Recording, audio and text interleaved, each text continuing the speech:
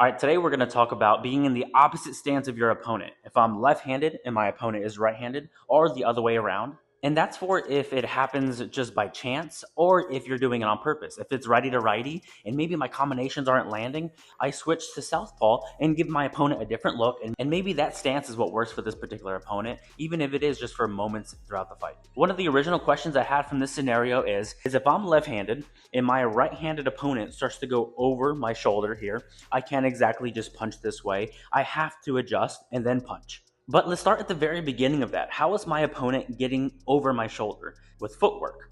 One of the most basic rules you'll see from a lefty to righty or righty to lefty is the lead leg battle. I know it's super hard to tell where my opponent's legs are in VR, but we can still think. My lead leg needs to be on the outside of my right-handed opponent's lead leg. I'm lefty. He's righty. My leg needs to be on the outside. So if my opponent moves his leg out, my leg needs to beat it, always. Not only am I going to prevent that circling, because if I'm beating the outside leg, he'll never beat me. He'll never get the corner, and my job is always outside of that leg.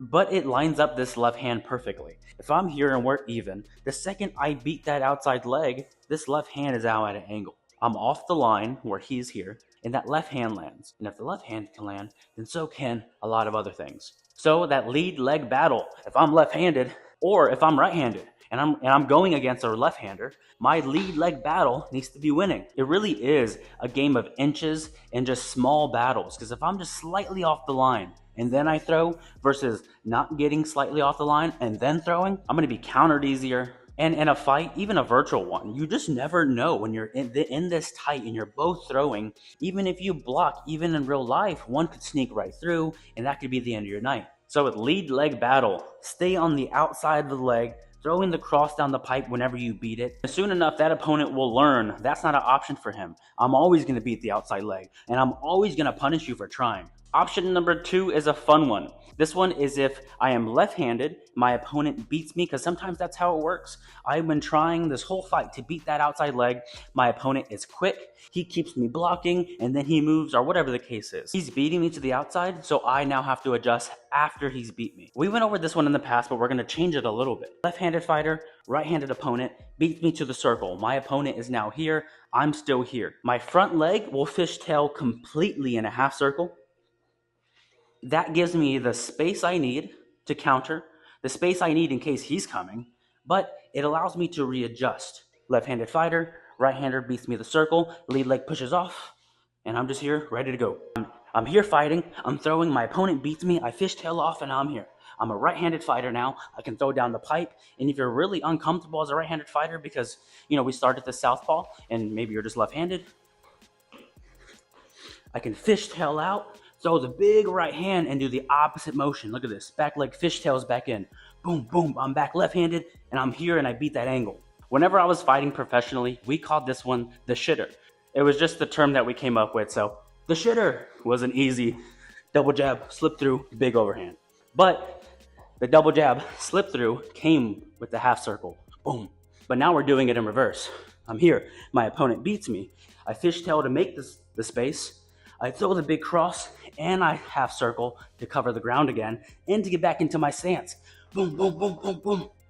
Number 1, if you can't beat the footwork, if here, stay on the outside, way harder said than done. My opponent beats me, counters, he keeps on getting over the shoulder. Fishtail the lead leg, create the space. You want to be right-handed? Perfect. Double. I'm okay. If you want to be right-handed, double jab and cross and get in that stance and start fighting. If you don't want to be right-handed for long, fishtail to create the space, big right hand to make his hands up, keep him distracted here while I fishtail, cover the ground. Typically, you can land into the cross, body, head, hook, throw a knee, elbow, spinning back. And remember, this is not the only way you can use that fishtail. If you watch any of my fight videos, you'll see it every other 15 seconds.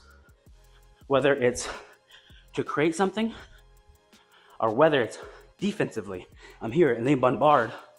I created my space. We're not really doing too much. And for someone that is comfortable switching their stances, if I'm here, even if I get here, where I'm a little bit square, it's very comfortable to sit and readjust and recross. I know it's untraditional.